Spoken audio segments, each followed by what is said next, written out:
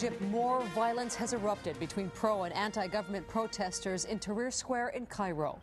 For the first time in 10 days of protests, soldiers and tanks stepped in between the combatants. Hundreds were hurt and at least 5 died after automatic weapons fired into the crowd. Today, the newly appointed prime minister apologized for attacks by Mubarak supporters on the anti-government crowd, but denied the president had ordered the violence. As tensions grow, a sign of another concession from the government, Egypt state television reported that President Hosni Mubarak's son will not seek to succeed his father in elections later this year.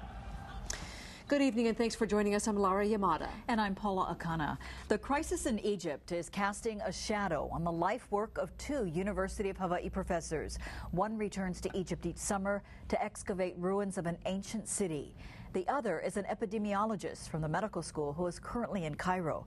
KITV4's Catherine Cruz is here with the story. They worked together on a project to catalog the mummies of Egypt. Years later, Professor Robert Whitman and DeWolf Miller are now working on separate projects.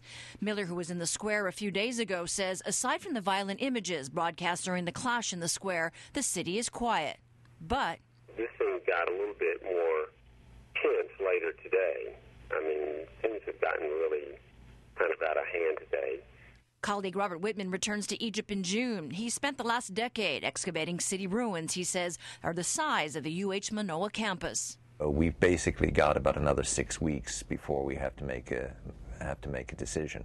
Obviously, if there's still this sort of turmoil, we're not going to take students and faculty on this excavation. The unrest has shut down banks and gasoline stations, and Littman hopes the government will resume processing permits next week. But he says his work is dependent on the government and its soldiers, and if the political turmoil drags on, he will have no choice but to pull the plug on his work this summer. If the soldiers are needed elsewhere to keep order, obviously we're not going to function. As for Miller, his work with mummies has been redirected to the living, and he's launching a project to prevent the spread of hepatitis C, which has reached epidemic proportions in Egypt. Miller expects to return to Hawaii in a few weeks if the political situation isn't resolved soon. A concern the two share is for the country's antiquities in all of this.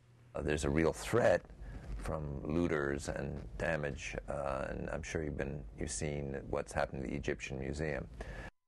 Now, the museum was at the center of an uprising a few days ago. The hope is that it will be spared any more damage as the political drama works itself through. Laura?